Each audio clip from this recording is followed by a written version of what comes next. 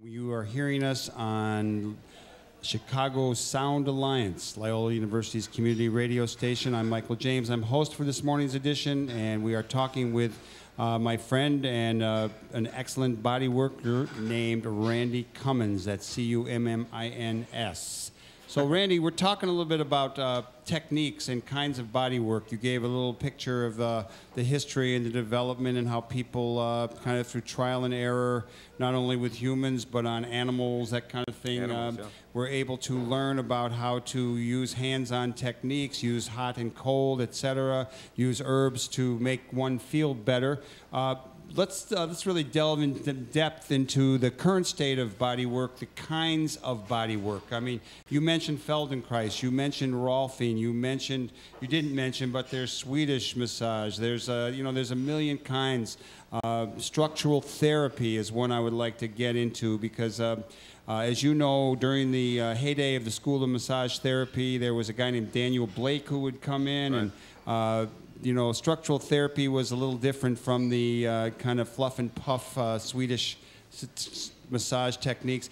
Give us your overview of various techniques of body work, and then after we've done some of that, we're going to get to talking about some of the new things that may be new. We hope they're new, but they could have been thousands of years old that you've come across. All right, man. I'll gladly do that.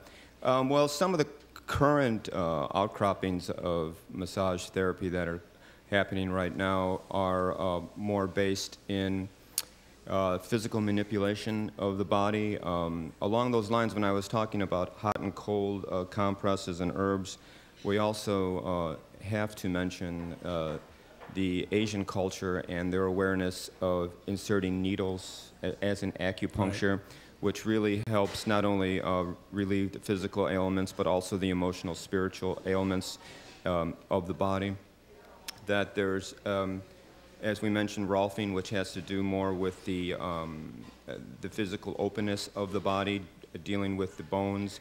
One of our local boys right here, Bob King, put together a sense of movement called body mobilization techniques, which was an outcropping of Swedish exercises and the awareness of how the joints can be balanced more with movement.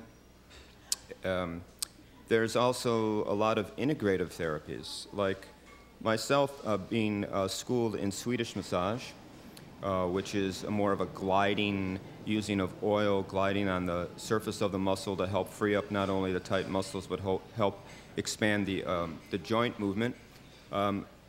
We're also doing a lot of integrative therapies. You know, everyone is an individual, so when you get a massage, when you get some body work, you should really think about the therapist and his awareness or her awareness of how they're dealing with you as an individual. So, like when I work on you, and I have the privilege of working on you whenever you roll into my place, that we talk... As often as possible. As often as possible. Sometimes often as affordable. Although I get a good deal. You deserve a good deal for all you do for the community, bro. I'm trying to support you. Absolutely. Thank you. Absolutely, thank you. Man. It's payback, you know?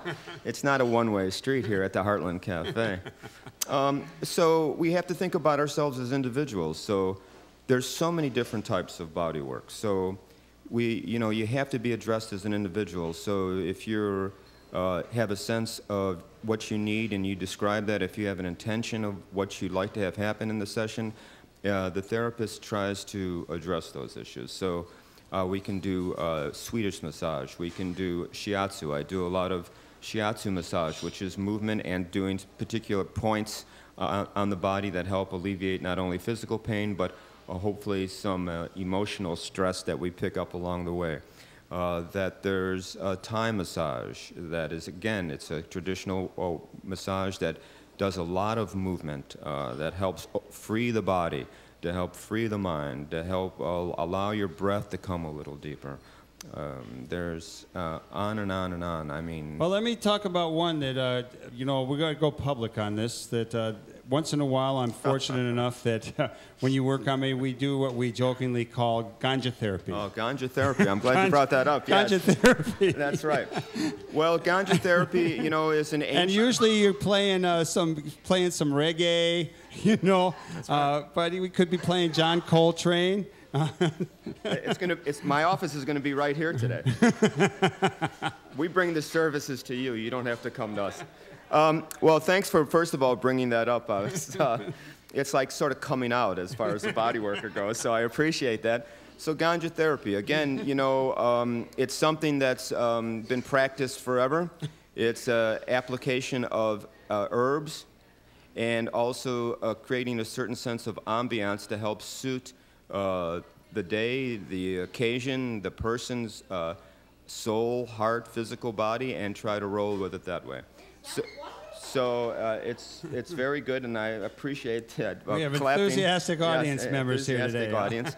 And, you know, it's like anything else, man. You know, I mean, we just try to bring what's needed, you know, I mean, and so in that case, and in your case, in my case, ganja therapy seems applicable sometimes. And it's just something that allows you to relax, something that allows you to get more in touch with yourself, because, again, that's where all the healing comes from, right? So the music, the herbs, the therapist even themselves is secondary to the sense of the person who's receiving the work. So if we can allow our awarenesses to go in deeper while we're getting body work, then we can allow ourselves to release or let go of or come to what we need to so that we can truly heal. So ask for it by name, ganja therapy, ladies and gentlemen.